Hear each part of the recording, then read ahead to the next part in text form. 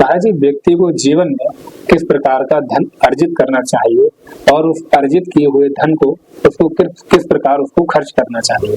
क्योंकि जीवन में धन तो हर व्यक्ति कमाता है, मगर वो अपने उस धन का दुरुपयोग भी करता है, तो वो किस प्रकार से अपने धन का सदुपयोग कर सकता है?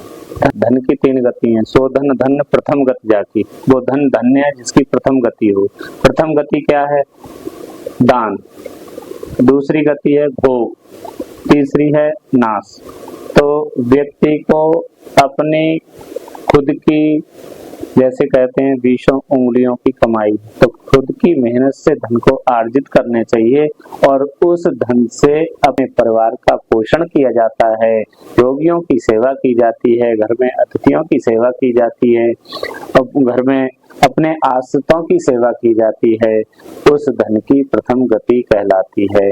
तो धन से दान, भोग, नाश, तो स्वयं के भी हित में लगाना चाहिए और सदकर्म। सबसे बड़ी बात है कि हमने जिस धन को अर्जित किया है उस धन से अपने परिवारी जनों का भरण पालन पोषण अच्छाई के तहत करें।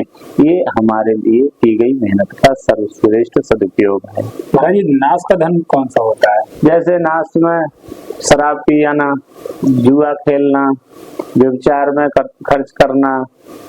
और एक कथा आती है कि एक राजा ने अपने मंत्री को बुलाया तो उसको 3 रुपए दिए।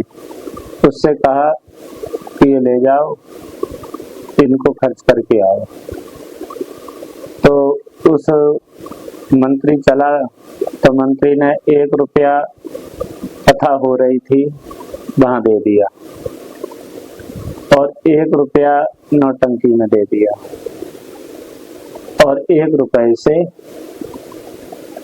उसने कुछ खाद्य वस्तु खरीद ली। तो उन्होंने कहा उन 3 रुपयों का तुमने क्या किया? बोले 1 तो दे दिया तब के लिए और 1 कर लिया अब के लिए और 1 कर लिया ना अब में ना तब में।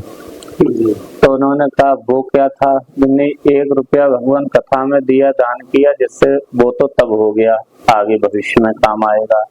दूसरा, हमने ना अब में तब में यानी दूसरी कृति में खर्च कर दिया, ना वो अब में है ना तब में है।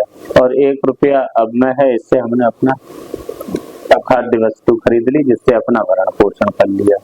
तो उसने 3 रुपयों की 3 गतियां कर दी। महाराज जी, हम ये जानना चाहते हैं कि पिता और पुत्र के संबंध किस प्रकार के होने चाहिए? सबसे पहले पिता को ही संस्कारी होना चाहिए और पुत्र को पिता होने का गौरव पुत्र से ही प्राप्त होता है पिता को।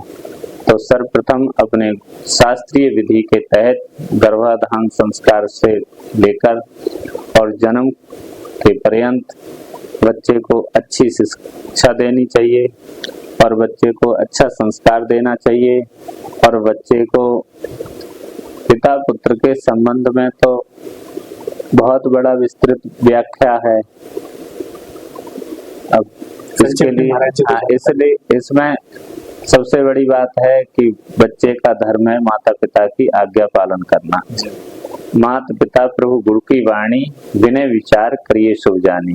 यदि बच्चा भक्ति विहीन रहता है तो ये माँ का दोष होता है, और बच्चा यदि संस्कार शिक्षा विहीन रहता है तो ये पिता का दोष होता है, और बच्चा यदि निर्धन रहता है तो ये उसका खुद का दोष होता है। इसलिए पिता और पुत्र के संबंध के विषय में पहले तो पिता को बच्चे को अच्छे संस्कार देने चाहिए और पुत्र को माता पिता की आज्ञा पालन करना चाहिए, जिससे दोनों का सामंजस्य बन के बहुत ही बढ़िया चलता है।